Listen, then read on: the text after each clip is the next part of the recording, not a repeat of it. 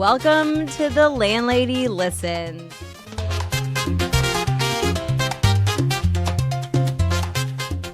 The podcast where we talk all things real estate, development, and the mindset it takes to build your dream life. Okay, hey guys, it's Landlady. I'm your host, Meg Hayden, real estate broker, new construction expert, and a believer in making big visions into a reality. So if you're ready to build it, dream it, and live it, let's dive in.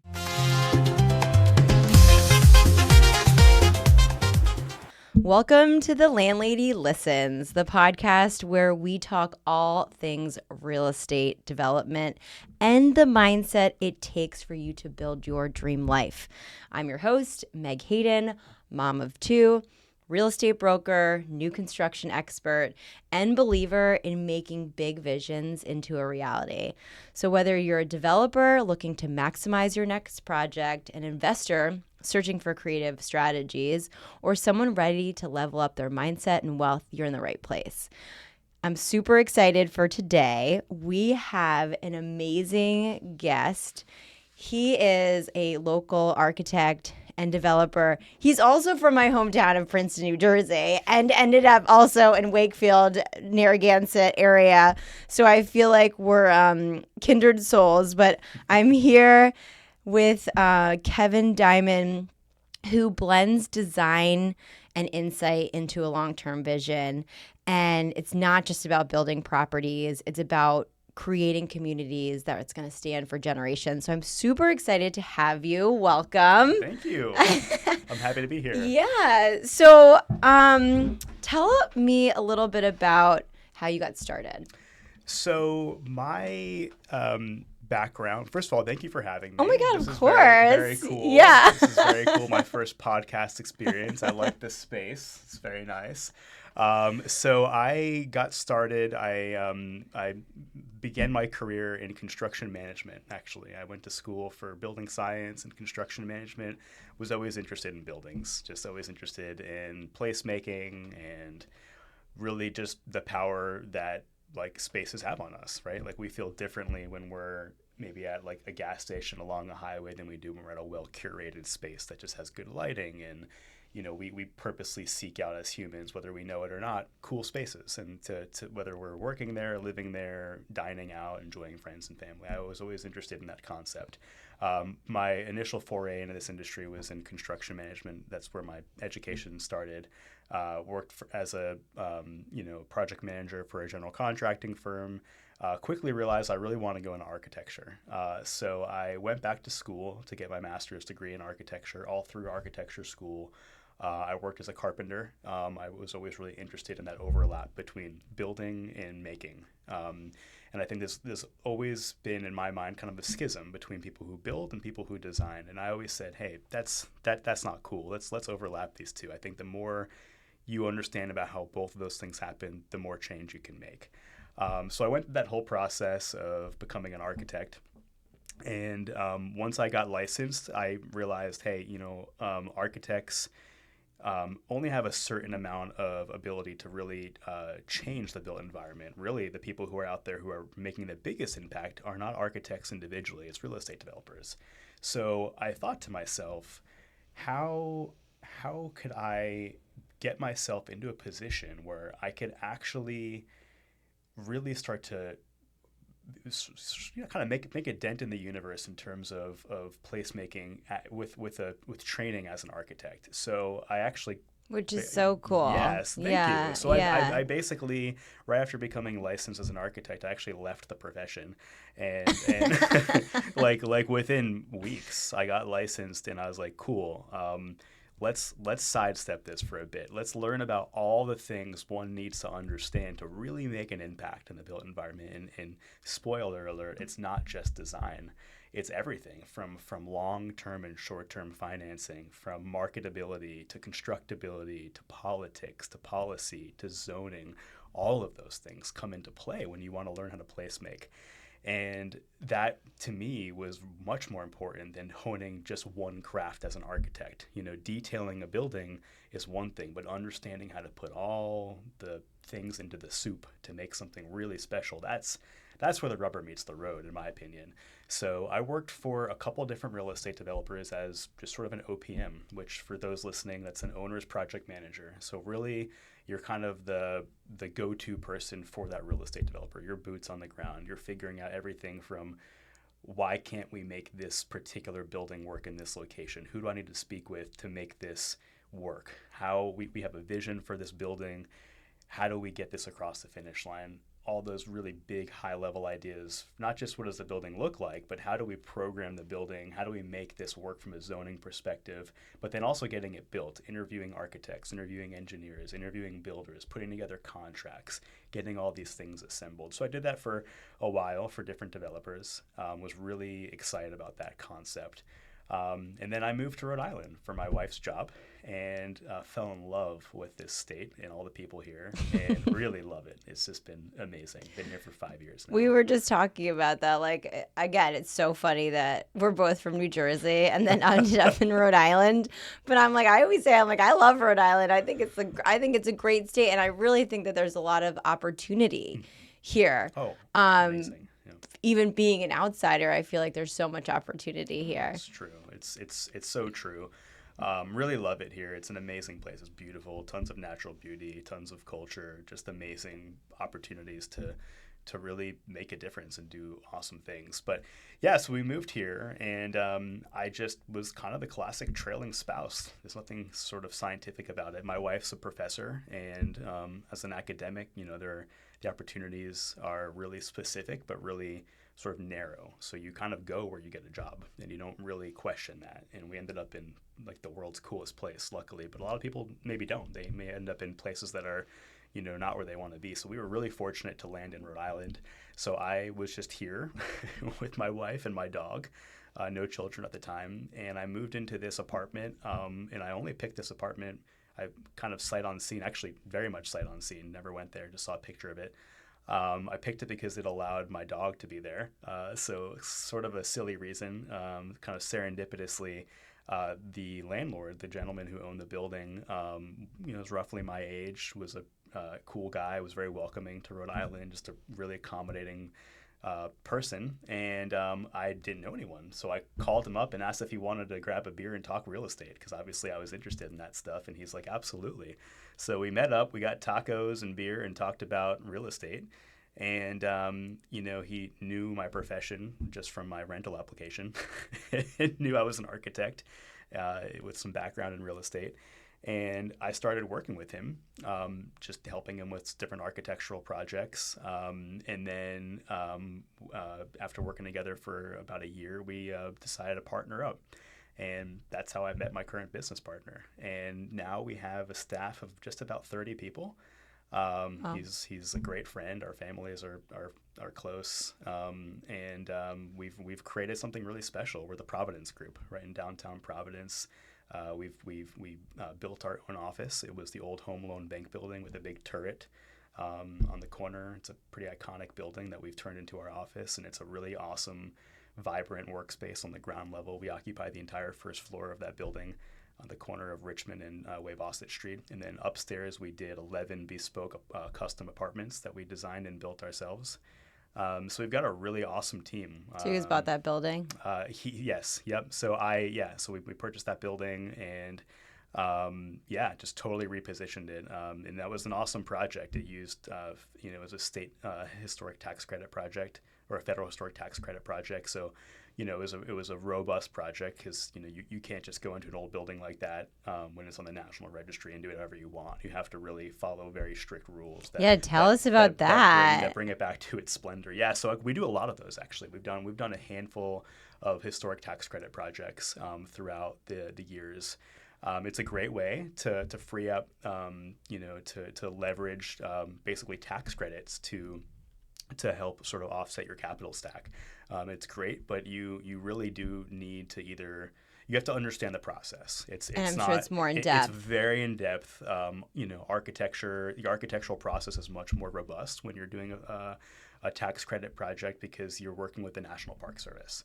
So that's who sort of promulgates The this. National the National Parks. Park Service. Okay. Yeah. So essentially, part of this exercise is placing a building on the National Registry, so of historic places. So you do that, and then you have to essentially follow all their rules. So part of the process, which I love a lot, the very first part is actually doing a lot of historic research on that building. Cool. Because you have to understand, what was it? What not only like what was it, but what was there, who built it, and all those things are really interesting. In fact, during the renovation, we were modifying one of the staircases to comply with current codes and realized the entire floor used to be 1 foot lower of the building, but they regraded all of downtown Providence and they rebuilt the whole front of the building 1 foot up. But the old floor still exists. You can see all the old hardwood still fully intact. It's almost just like the forgotten story of the building.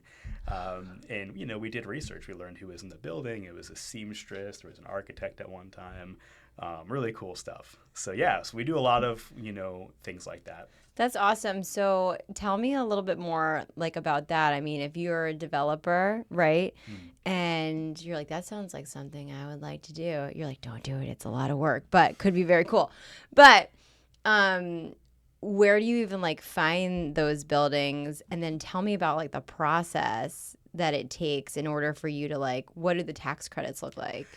Yeah. So it's you find these buildings where you'd find any building, right? Whether it's LoopNet or on market, off market, they need to be in essentially a historic district, not necessarily like what you would think about as a historic district for the municipality, but there are areas where a building could be located where the National Park Service could essentially have aegis over that building. And so the best advice I can give somebody who wants to get into this is find a tax credit consultant. That's what we do. So we're not the experts at that particular piece, even though we've done it enough that we kind of know what they're going to say, but we still don't take on that part of the project. So we worked with a historic tax credit expert, basically a consultant that basically guided us through the process. It's a 3-part process. So the first part is getting it, confirming that it's on the registry, that it's in the right zone. The second part is the part 2, which is basically proposing everything you'd like to do to the building, and you need to. That's the hardest part. That's basically making sure. Most expensive. It's the most expensive part because it's architecturally heavy. It's a lot of details. It's not just like, hey, we'll figure this out in the field. They're not cool with that. It has to be. You need to match the historic trim details, the transom details, the thickness of the wall assemblies. They have control over everything from color to the sheen of the hardwood, the hardware, all of that, the floor plan, the locations of fixtures, all those things come into play. Crazy. So it's incredibly robust, but at the end of the day, it's a substantial tax credit on the back end that, in a market like in Providence where taxes are really, really high, construction is higher than it's ever been. The mill rate in Providence is really high. These things are really effective. And the mill rate is your tax rate. Exactly. Yeah. So how much you're getting taxed? Providence's taxes are just they're notoriously high. So being able they're going up. And they're going up. And being able to unlock different tools to bring down the project costs is really important, whether it's through tax credits either at the state or federal level or both. So how do those how do the tax credits work? Are you getting a lump sum up front? Is it during construction? Is it tax breaks on the end? So it's a tax break on the end, and it's essentially, and my partner, if he was here, he can probably explain this process a little bit better. We certainly divide and conquer in our business, and I'm not the tax or even the financing sort of guru of the two of us. He certainly is. You're the artistic one. He's pretty creative too, but yeah, he certainly that's his wheelhouse more so than mine. But the way I understand it is it's a tax break at the end, and essentially it's for all qualifying rehabilitation expenses. So you can't buy a table and say that's part of my expense. Can I get a tax break on that? It has to be attached to the building. So things like your fixtures and all the things that you have to detail and specify, all the millwork, things like that, right? So most of your renovation expenses could be qualified. They're called QREs, but it's a powerful tool because it's essentially a large tax break on on the construction to rehabilitate old buildings, which I really believe in, because it incentivizes people to sort of rethink these forgotten places that have such power to rehabilitate our cities. Yeah, and that's to me. We were talking about this when we spoke, when I first talked to you, but how, everything, a lot of developers, it's just gray and white and boring and all these things. So I think that, even the purpose of the landlady is to bring on different developers because there's so many different ways to develop, and I think that that's something that's really important to know, to understand even the different tax credits that you're going to get in multiple cities and towns. And even, for the state as well. Right.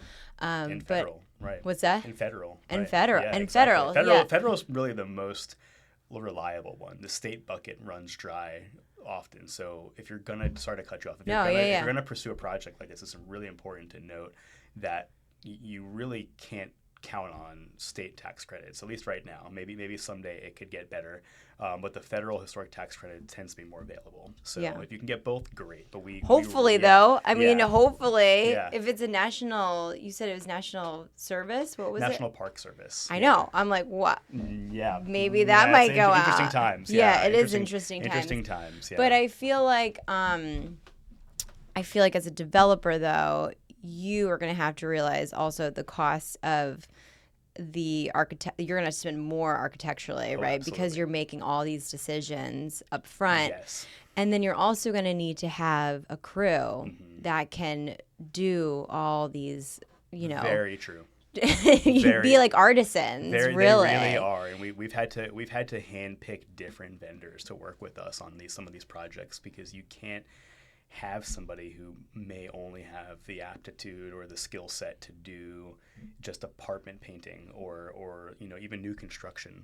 Is very different than these old buildings. Like being able to really get custom knife patterns to match the historic spinning patterns of the casing that wraps around a door, and getting the right depth. Getting the species of the wood to bind in correctly, and figuring out how to really restore lath and plaster. All those things. So you have to so you're saying even in the woodwork, you had to find that piece of wood that was there.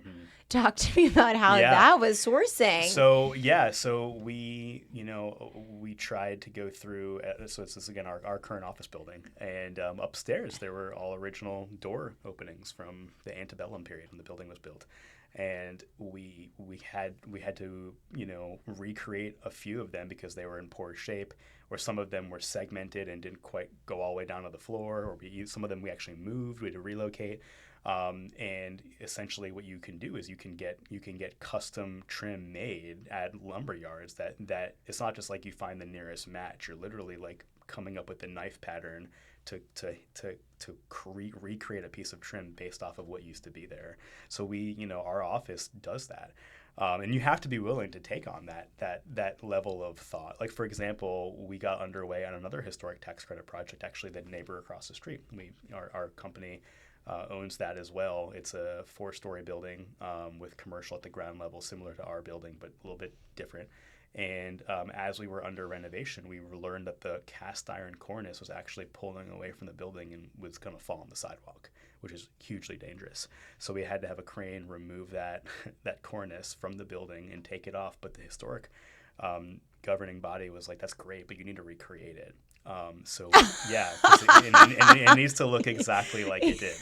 So you're telling me though that they for all the renovations that you do, they're paying for the majority of it. Is there a percentage? They're essentially giving a tax credit based on that number. And then that number. So the math is favorable, but it's a journey to get there, and it's not fast. It's not like a fast flip process.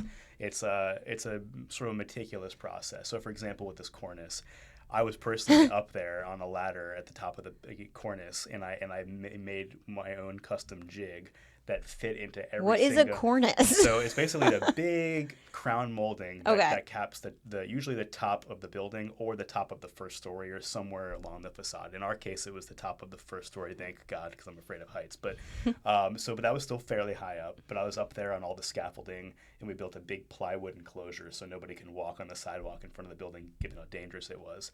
And we were up there making our own custom, huge, basically an inverted section of the cornice that can hook right up to the cornice to make sure that we got the exact pattern perfectly correct. And then I had to work with a vendor in Pennsylvania to recreate this out of fiberglass in 8-foot segments so you can actually see the seams where the cornice joins up, because that's how cast iron used to be. And then recreate all the triglyphs that join the cornices. So it's a ton of architectural work that has to go into these projects. Like, thank God they got an architect on the team. But a lot of developers do this that aren't architects or don't have one, on staff. I think just having a good relationship with an architect who can kind of roll the punches and deal with this is important.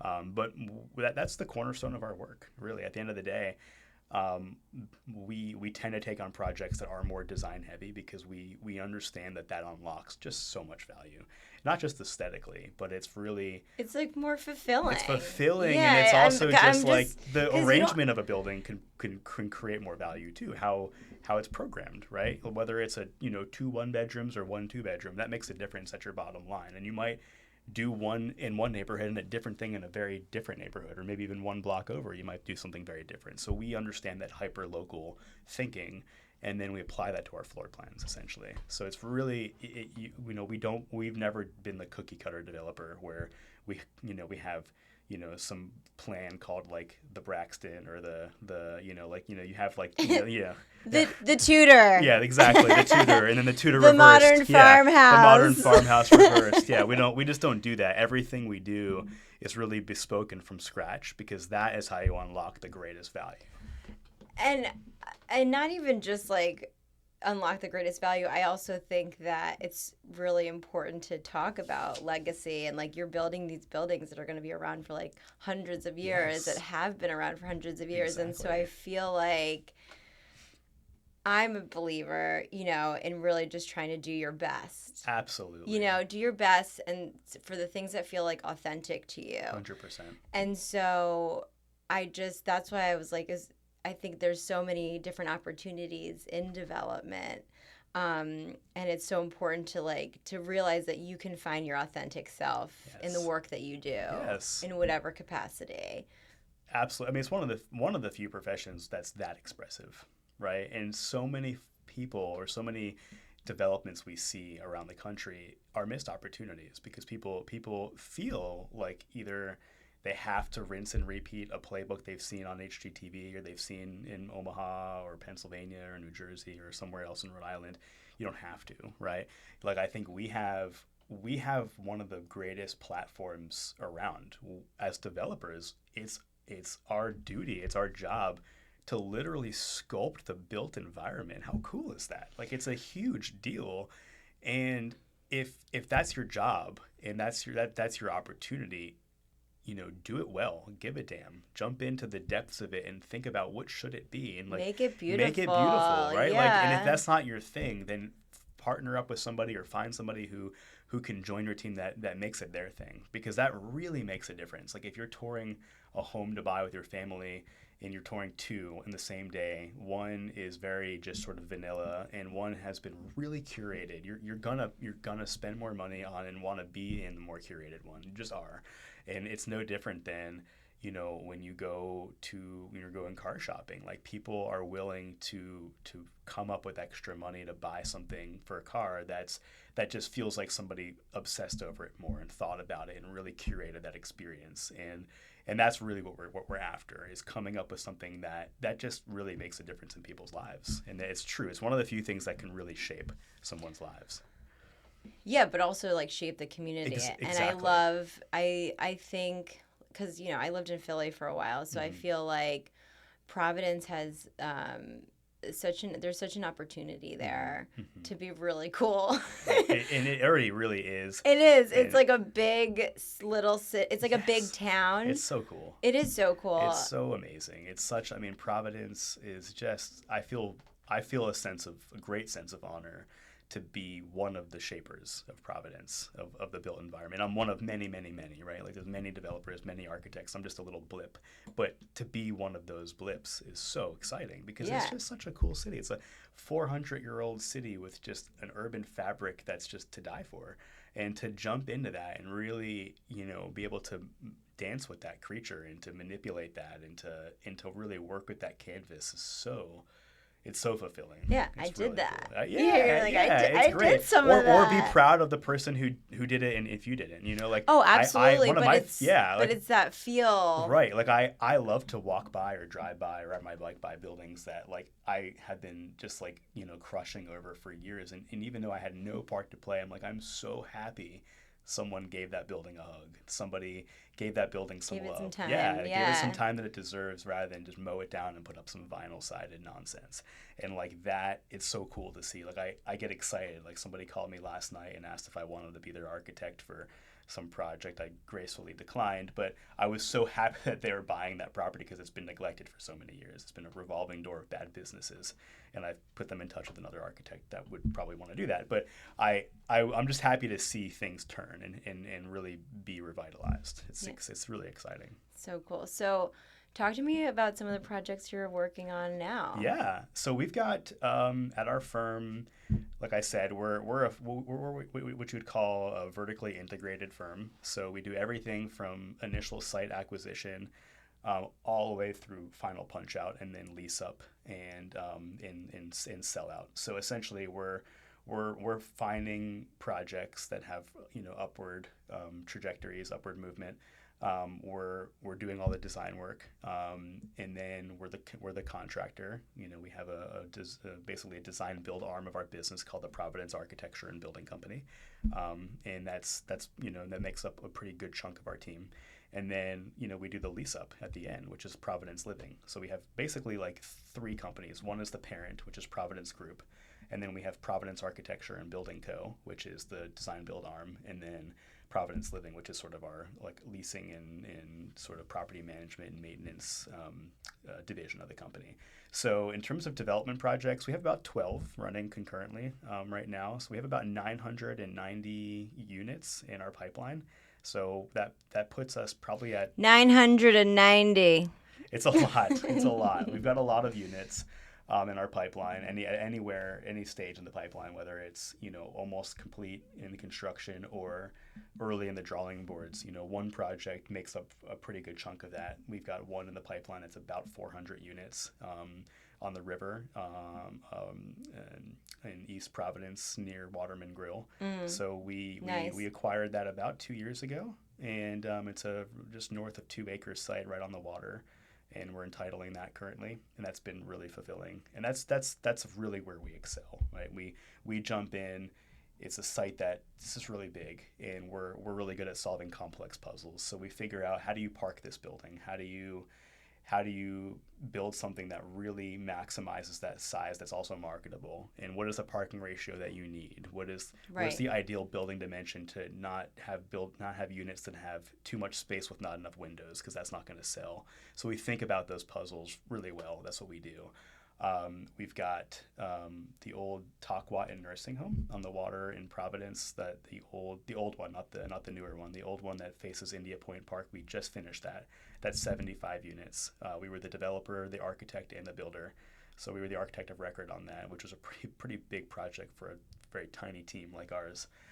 So that was formerly. So it was an assisted living? It was assisted living. Well, it was originally built in 1857, I think, somewhere in the mid 1800s, as a home for aged women. That was the name of the building. Nice. Yeah, right. And then it turned into there was some sort of healthcare use. Then it was a dormitory, and then when we bought it, it was only zoned to be a 2-family. So that was a huge deal. So let's talk about that. Actually, that's an interesting that's an interesting entitlements project. So we got our hands on this building, and it was a huge entitlement risk.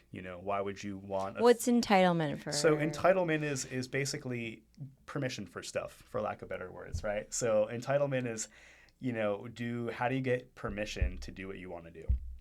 And when someone says I'm purchasing something fully entitled, that means it's able to do what you want to do, right? Whether it's fully entitled to be a single family or a two family, or in our case, we wanted 75 units. In a two-family. In a two-family zone. It was in the R2 zone of Providence. So it can only be a two-family, but it was 55,000 square feet. And its past uses didn't really matter. So which is so weird. Which is crazy. So we I feel like, but it was used. It for was that used. many people It was used for a lot of people. So we had to time. basically build this huge background information to essentially convince the city to allow us to reposition this. And then also we applied for federal and state historic tax credits. So we took on all the complex things. There was complex development bingo. We went for it, and also the free space. So we went in heads first. We're like, let's dive into something that nobody wants to do. We've got this old building that's super weird. It's been added on to a million times. We're gonna put it on the National Registry of Historic Places. We're gonna restore it back to its original Wait, so splendor. you're saying that you take the building and you say we're going to put it on the historic list. So Yes. what's that process So even that look process like? is part of the part one, essentially. So we Sorry to cut you off. Yeah, I was no. wait a second. No, so we put this building on the registry, essentially, and then we restore it with all the requirements of the registry voluntarily, essentially. We could have renovated it our own way without them being involved, but we wanted them involved because there was the tax credit essentially at the end of the rainbow if you do everything they ask you to do. Which some days we do ask ourselves, is it worth it? Because it really is a lot of extra work, right? A lot of extra research, a lot of extra work, but we like that stuff. And we feel like we're pretty decent at it because we're willing to slow down and take the time to follow the steps. Which I also feel like is very important in life now. I'm just I'm at that slow it down. Right. Be Take your time. intentional. Be intentional. Take the extra mile to make something good. Yeah. So we basically re-entitled the whole building to accommodate 75 units. Okay. And that was a lot. It took a long time, about a year of entitlements through. So what do you say? So tell me about what the process looks like in terms of going in front of the city for something like that. Sure. So couple things. So we entitled this two ways simultaneously, which is not really recommended or admired by the city. They usually like you to pick one way to entitle something. But we had so much to lose because the building is so expensive and it's so big and it's so high stakes that we want to cover all of our bases. Yeah. So we essentially there were two mechanisms that we used to permit this building to have as many units as we wanted. One was just a zone change, where we essentially redrew the zoning map of Providence and moved this building into a different zone by adjusting the map, by moving it into a more permissive zone to allow unlimited or the amount of density that we wanted for that site. The other mechanism that we chased was a zoning, basically a variance to allow a certain number of units that would be allowed in the current zone. So we just covered all of our bases and chased them both. And they both took a long time, and they were both hugely annoying and time consuming, but we ultimately succeeded at both. So that just gave us the most amount of entitlement cushion. So if we ever had to, how much for a developer? how much is that? Would you say a monetary cost, that time and that? Tens of thousands of dollars, if not more. It's a lot. It's hard to say because we do so much of it ourselves. That's what I'm saying. It's hard to say. I think, there were three really big entitlement pieces. There was the use variance, there was the rezoning, and then the historic tax credit. So nothing about it was simple. And then once you get to the end of that, it's congratulations, now you can actually build this thing, and that's going to be really hard too. So the construction was really difficult because, it's a 200-year-old building with 200-year-old stuff. So there were structural hurdles. We had to inject all new steel beams and girders and columns into this building to be able to support modern mechanical equipment on the roof. We had to retrofit the elevators. We had to comply with accessibility standards for things like ADA. We had to figure out thresholds of doors to get in with a wheelchair.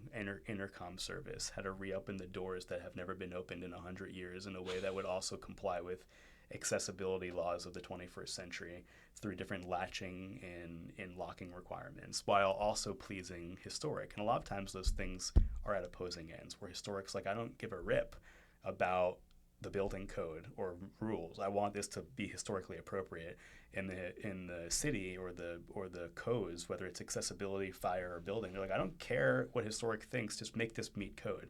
So we're oftentimes at the nexus of that, saying, okay, how do we get everybody to agree on something that they're going to be 80% happy with? And that's usually where we come in to try to like pull everybody to the center. That's the job of a developer, though, right? It's to synthesize, all these things. Like my first boss in real estate development once told me, being a real estate developer is kind of like being like a jukebox sort of disc jockey. Like you're just sort of like pulling all these things together to make like the coolest song you can. And that's stuck with me because it's so true. It's like, all right, we'll grab a bit from there, a bit from there. You put all these things together and boom, we're laying down tracks. And this is an interesting thing. And that's what we had to do with this project. But we're so proud to be able to share with everybody listening that building is not only completed, but fully rented. And we leased it up in months, like a couple months. It leased up 75 units. I think to be precise, 73 or at least. We have 2 more to go. My correction. So if you're looking for and they're beautiful. Where are we looking? They're beautiful. 2-bedroom, 1-bedroom. Yeah, I mean they're gorgeous, and honestly, like the price points really vary because every unit's really different. We didn't cookie cutter that building. We listened to the building. We went into there and we said, okay, there are really big, bulky brick walls with awesome trim details. And really, let's keep that. Let's part keep of it and work around that. So every unit, and it drove our building team crazy because they just wanted a standard detail for things like washers and dryers and how to wire the building. I'm like, nope, every unit's different because it has to be. And that was part of the historic process too. So it's just, our business is not one that can just kind of go on cruise control. It's a very hands-on process because it's just everything is different from the next project or the last project. And we like it like that. We really enjoy jumping in, and every day is a new sort of Sudoku puzzle for us. So if you were to say, to get your business on cruise control, because I think that's something we were talking about, was being able to, like, you just came home from France with your kids, which I was like, it's so amazing, but it's also chaos. It's chaos. With your 2 little kids. Well, you have like a pretty much newborn under 1. Yeah, 9 months old. Yeah, he was the best one, honestly. Yeah. Yeah. If my 4-year-old's listening, I mean to say that. I love you. Yeah, you're lovely. You're great. But if you were to think about something that would allow you to have more of that those experiences with your kids, what would that be? Like, what would that look like for your business, maybe? High caliber employees. Don't cut corners when building your team. I think that's something that took me a while to realize, but I realize that now. Have people who, high caliber, high quality people who care, who share the same vision as you. Spend time with them. When I hire somebody, I invite them in for a whole day or more, and they come in, they shadow, they hang out. We call it sort of surveying the process. Let them be what they would be for a day at your firm, and then have dinner with them afterwards and ask them, what did you think? And like, truly, like, what was this like? And don't just try to find somebody in a pinch, because it's really hard once you have somebody to either change them or to transition them in or out of the company or into different roles. Well, you've also just invested time. Exactly. So we've learned to get people that you can trust, that share the vision, that are big picture thinkers. In our business, we need people who don't get frazzled over anything. Anything. Yeah, people who have stuck around and work with us kind of know that we've got a lot going on. Many hats are worn on very few heads. Even though there's 30 of us, that's still very few heads for what we're doing. We've learned to get people who are resilient, positive, hardworking, tenacious, driven. Those are the people that you want to surround yourself with. And then systems. So I would say I frequently ask myself, on a Friday, what did I do this week that was a giant waste of my time that I don't want to do next week? Okay, I picked out the same faucets that I had to pick out for the last 3 projects. Why don't I ask one of my team members to make a list of approved faucets that my partner and I approve? Then in the next project, they can just go with that faucet, right? And for all my architect friends maybe listening to this, you may not like that because it's not so bespoke and cool. But the more you can standardize parts of your business that aren't going to really make a huge difference from a design perspective, then the better off you are. So you can actually reserve your time for the real high level stuff. Yeah. So that's what we do. So we try to have systems and standards. So I'd say the biggest advice, if you want to put something like this on autopilot, which is never going to happen, but if you want to have more of it on autopilot than not, pick things that could be streamlined and standardized, build good systems, and then make sure your team is aware of those systems. Sometimes I'm guilty of making a beautiful system and then not actually sharing it with people all the way. So, because I just get You're stuck. like, yeah. I thought I told you about that approved list. I thought yeah. I did this yeah, thing like in my head. I could be a scatterbrain. It's just because I'm doing a million things at once. But having predictable cadence. We have a construction architect developer meeting every Tuesday at 11:30. I'll be late to it today, but I gave them notice that I will be there at noon, so it's fine. But we have predictability in your firm, so people know the cadence. So if you're not there one week or you're not there one day, things can proceed without you. So we have a predictable cadence. Our week looks, in terms of the structure of our week, it's actually pretty similar every single week. My partner and I have a pipeline lunch every Friday. We sit down, we have a sandwich, a cup of coffee, and we talk through our entire pipeline in Google Docs. What's the state of the union on every single project? What's the schedule on those projects? We spend about an hour and a half, and then the next week we roll into it with the team. Every Tuesday we meet with our builders, and our subcontractors come in, whenever they need to. But we meet with our site superintendents and our director of construction every Tuesday without fail, and we go through all the active, owner architect comments, all the requests for informations, all the change orders, any budget changes. That happens every Tuesday at 11 o'clock, like clockwork. So we try to, and have it like clockwork. Sometimes it moves about a half hour here and there, but it's every Tuesday.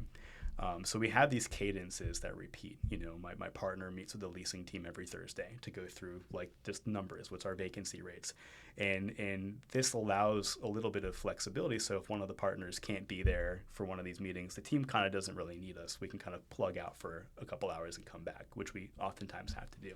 So systems, good people, and good cadences, I would say, are really important. That things I didn't know to do when we started, I was a little bit I was all over the map. I'm like, I gave everybody the exact same title when we first started. I did probably the wrong things. We did all kinds of things that we're just trying to figure it out. But I think we've got a really good system now, and we've got a really good team that we're super proud of. That's awesome. So one of the last questions that I ask on the show is, what book are you reading right now, or what book would you recommend? Ooh, I wish I could have prepared for this one.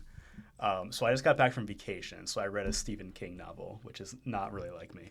But It's out of character. Yeah, I know, it's out of character. It's out of character, but I had it hanging around my house. I'm like, I'm going to take this and read it.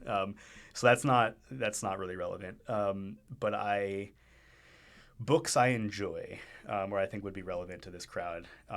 The book Never Split the Difference from Christopher Voss was really good. It was a good negotiating book, because negotiating comes up in every part of development, not just acquisition and sales, but managing your architect or managing your team, understanding just where people are coming from and how to meet them where they're at. Yeah, actually, the FBI negotiator wrote a book with a real estate agent, and it's called The Full Fee Agent. Oh, wow. And that one's really good, That's too. That's very cool. Because it's just all the conversations that you end up having. Yes. You just have them better. Yeah, exactly.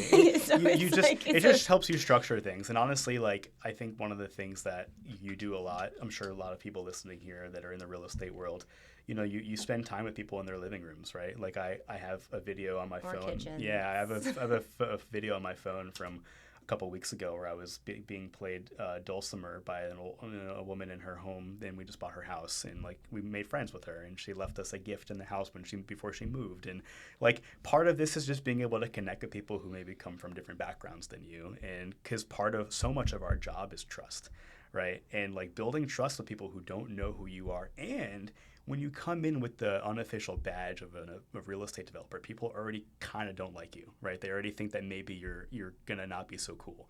So I think you have to be able to connect with people in an authentic way. As an example, I bought my current home off market, and I cold called the woman who owns it, and she agreed to sell it to me at a price that was much more favorable, but we did seller financing. Yeah. She had no idea what seller financing was, and she was much older than I was. So I had to sit with her in a way and explain how seller financing worked, basically convincing somebody who doesn't know you at all to hold a note on their property for you, you have no credibility, right? Like they don't know who you are from Adam, and be able to convince her to hold a note for the entire property minus maybe a small down payment, and let me pay you back over the next 18 months until I can get a balloon payment due and refinance it once the job is complete.